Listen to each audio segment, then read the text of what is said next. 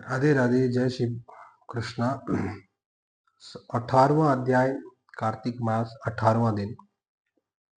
इधर जो है जलंधर का युद्ध भगवान शंकर से प्रारंभ हो चुका है और भगवान नारद जी पृथु राजा को सुना रहे हैं कि रुद्र के साथ में जो है जलंधर का जो है युद्ध प्रारंभ हो गया।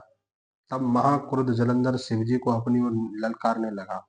साथ ही उसने बाण मारकर उनका उत्तर दिया, शिवजी को दग्ध कर दिया, मतलब लहूलुहान कर दिया, तथा और भी बहुत से बाणों से भगवान को जो है विचलित कर दिया। शिवजी उसके बाणों को काटते रहे, यहाँ तक कि उन्होंने जलंधर की ध्वजा, छत्र, धनुष को भी काट दिया। फिर 7 बाण मारकर उनके शरीर को आघात पहुंचाया उस जलंधर को। धनुष के काट जाने से जलंधर ने एक प्रचंड बाण मारकर उसकी गदा के टुकड़े कर दिए। भगवान शंकर की गदा के टुकड़े कर दिए। तब उसने समझा कि आज मुझसे अधिक बलवान है। किसने? जलंधर सोच रहा है कि शंकर जी मेरे से बलवान है, तो अतएव उसने गांधर्वी माया द्वारा उत्पन्न कर दी। अनेक गंधर्व और अप्सराओं के गण उत्पन्न हो गए। वीणा, मृदंग आदि वाद्यों के साथ नृत्य गान होने लगा। इससे अपने गणों सहित रुद्र भगवान भी मोहित हो गए। उन्होंने युद्ध बंद कर दिया। फिर तो काम मोहित जलंधर बड़ी शीघ्रता से त्रिनेत्र भगवान शंकर का रूप धर करके वृषभ मतलब बैल पर बैठ करके पार्वती के पास पहुंच गए। जलंधर ने भगवान शंकर का रूप रखा और माता पार्वती के पास पहुंच गया। उधर जब पार्वती ने अपने पति को आते देखा तो उसने सखियों का साथ त्याग दिया, कहा कि तुम अपने घर जाओ, और आगे आई। पार्वती को देखकर कामातुर जलंधर का जो है तेज का पतन हो गया और उसके पतन से वह जड़ भी हो गया, मतलब वहां पे वो जड़ हो गया। गौरी ने उसे दानव समझा, तब समझ लिया कि ये कोई दानव है। अतः माता वहां से अंतर्धान होकर उत्तर की ओर मानस की ओर चली गई। तब वहां पार्वती को न देखकर जलंधर फिर शिव जी की ओर लौटा और उधर पार्वती जी ने भगवान विष्णु को बुलाकर दैत्य धन का वह कृत्य कहा। यह प्रश्न किया कि आप इससे अवगत हैं? भगवान विष्णु ने हाथ जोड़कर शीत नवाकर उत्तर दिया, आपकी कृपा से मुझे सब कुछ ज्ञात है। हे माता, आज्ञा दो, मैं अब क्या करूं?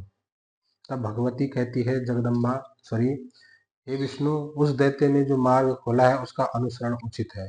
मैं तुम्हें आज्ञा देती हूँ कि तुम जाकर उसकी स्त्री का पतिव्रता धर्म नष्ट करो, पतिव्रत भ्रष्ट करो। वह दैत्य तभी मरेगा जब तक उसका पतिव्रता धर्म उसकी पत्नी का जो है समाप्त नहीं होता। पार्वती जी की आज्ञा पाकर विष्णु भगवान ने उसे सिरोधार्य किया और छल करने के लिए जलंधर की नगरी में जाकर भगवान पहुंच गए।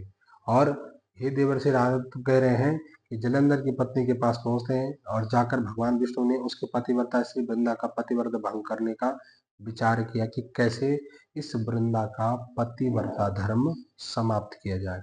वह उसके नगर में एक उद्यान था, मतलब बाग था, और रात में उसको स्वप्न दिखा। उस वृंदा को रात को स्वप्न दिखता है कि उसकी माया और अद्भुत कार्य पद्धति थी। फिर उसकी माया द्वारा जलंधर की पत्नी प्रतिव्रता वृंदा ने रात में यह सपना देखा था कि आप उसका पति नग्न होकर सिर पर तेल लगावे महिष भैंसे पर चढ़ा हुआ है। वह काले रंग के फूलों की माला पहने हुए है तथा उसके चौहों ओर हिंसक जीव है। वह सिर मुंडाए हुए अंधकार में दक्षिण दिशा की ओर जा रहा है। जब इस प्रकार का सपना उन वृंदा ने देखा तो वो नगर उसका जो नगर है वो समुद्र में डूबा हुआ है। इस प्रकार के बहुत से भयानक सपने जब वृंदा ने एक रात पहले देख लिए, फिर तत्काल ही वह जाग पड़ी और सपनों के संबंध में विचार करने लगी और विचार करते करते जाकर वो उस बाग में पहुंच गई जहां नारायण भगवान है। तो ये था 18वां दिन, 18वां अध्याय। कैसे आपको वीडियो लगी जरूर जो है कमेंट बॉक्स में बताना। हर हर महादेव, जय श्री कृष्णा, राधे राधे कमेंट बॉक्स में जरूर लिखना।